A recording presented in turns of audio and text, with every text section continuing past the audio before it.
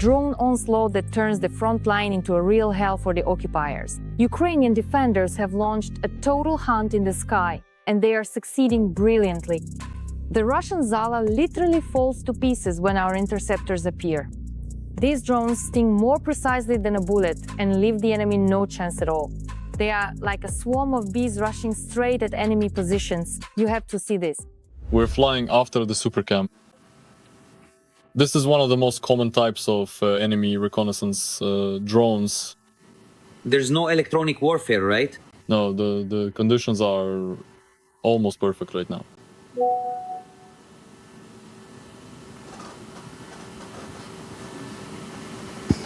And this is how we work every day. And that's essentially our entire job. Is this the second one you mentioned today? Yes, this is the second one and the second supercam specifically for today. This footage of a Russian drone being hit was recorded by the soldiers before we arrived at the positions. The warriors of the Rubish Brigade of the National Guard of Ukraine, who are holding the defense on the Lyman-Kupiansk front, shoot down enemy drones using regular FPV drones, or as the soldiers also call them, interceptor drones. The principle of shooting them down is to fly the drone as close as possible to the enemy's wing and simply detonate, preferably as close to it as possible. However, thanks to the combat payload, there is a certain radius within which the wing will still be damaged and will fall. Unlike when working against ground targets, FPV interceptors do not need a large ammunition load. A 100 or 200 gram explosive is enough to tear off the wing or tail of an enemy drone. Small charge, a camera ray big battery, yes, so it can fly far and high. But shooting down an enemy drone isn't easy because the Russians are also learning in this war.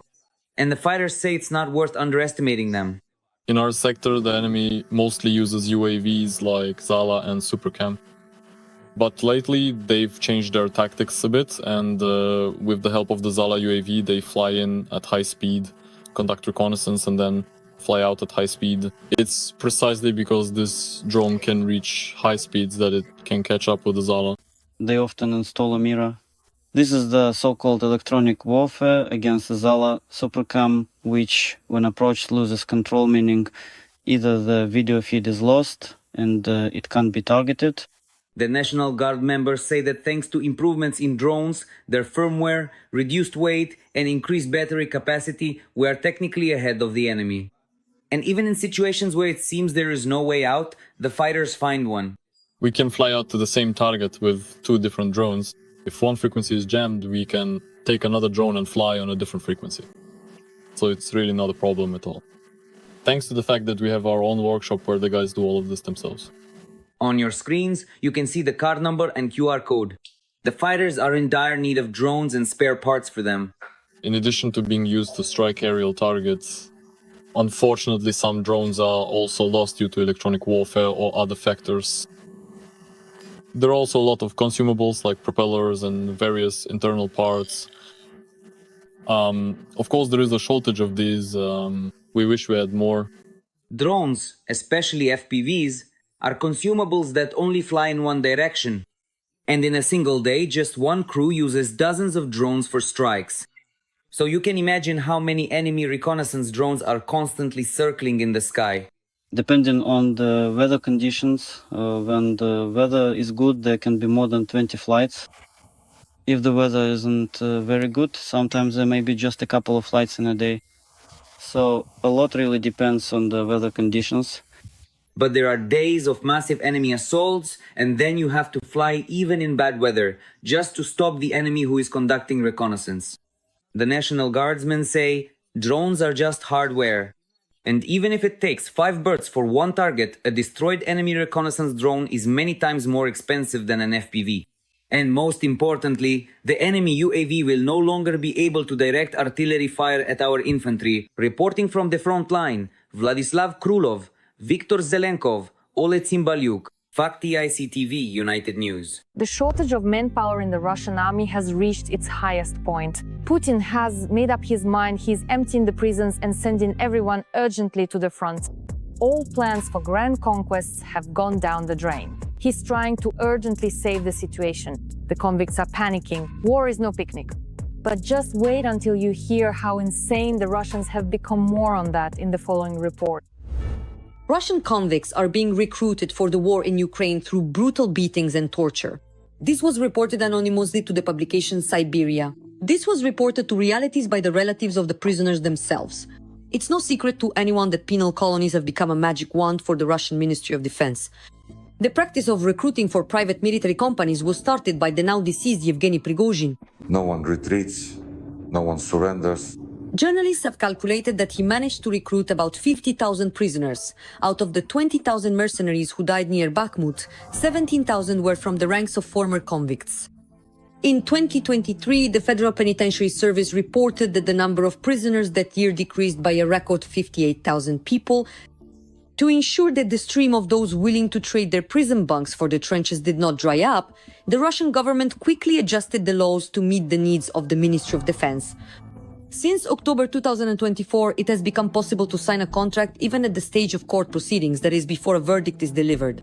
In this way, investigators manage not to burden the penal colonies with new inmates and ensure the steady supply of participants for the meat assaults. A contract soldier, investigative isolator, cops. What did you choose, to serve your time or to go to war? To serve my time.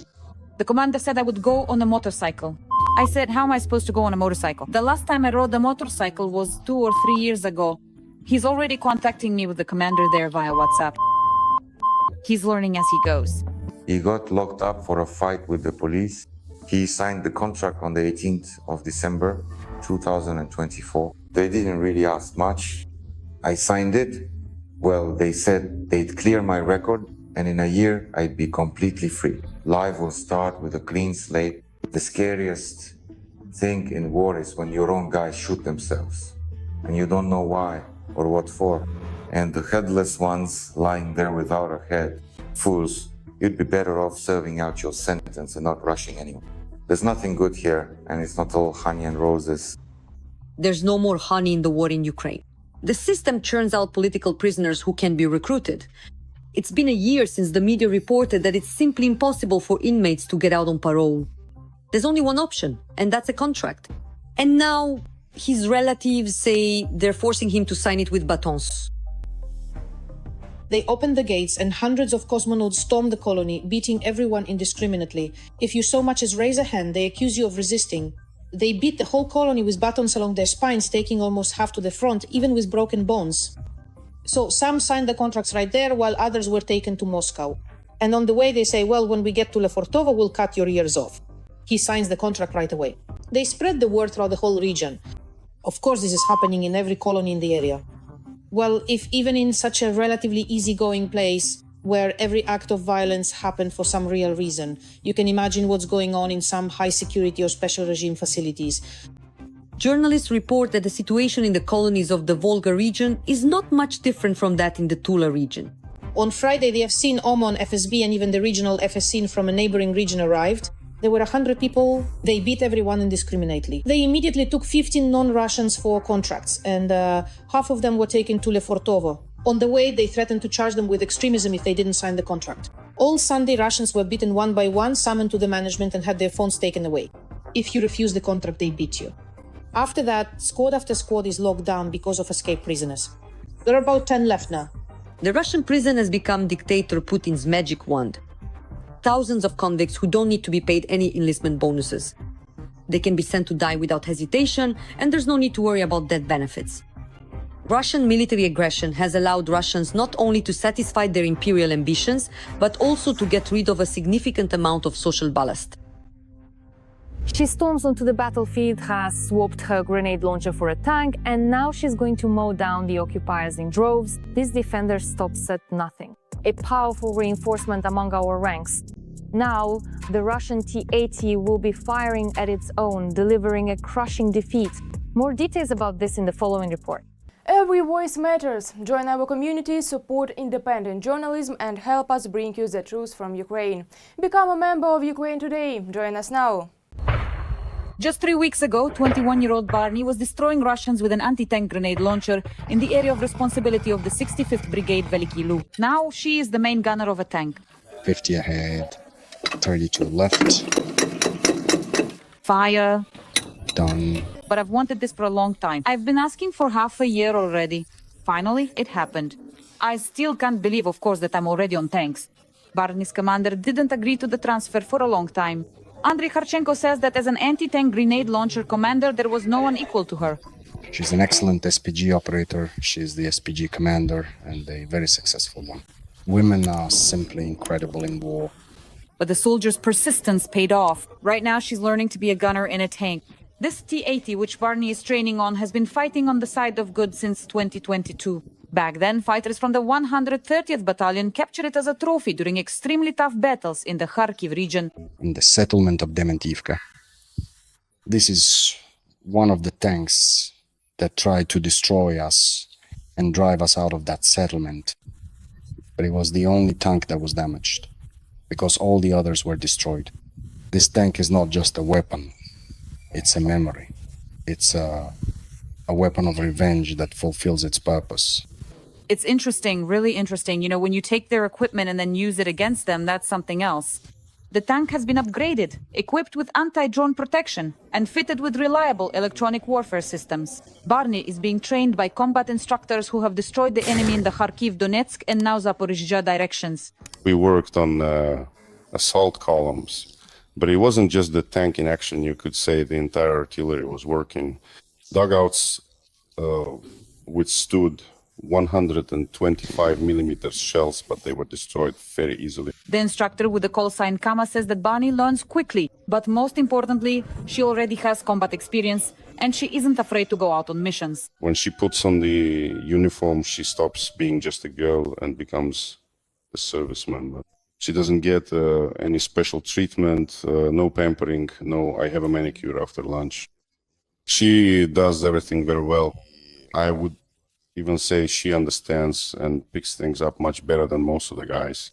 The young female warrior of the 130th Battalion still has more training ahead, and after that, real combat practice on the Zaporizhzhia front. Kira Oves, Andriy Khupovka, Zaporizhzhia, TSN. 1+ the 1st of March, Aton, United News. That's all from me for now. I was with you, Darina Hotsakalo. Even more intense news from the front in our next broadcast. And in the meantime, don't forget to subscribe and hit the like button. See you soon!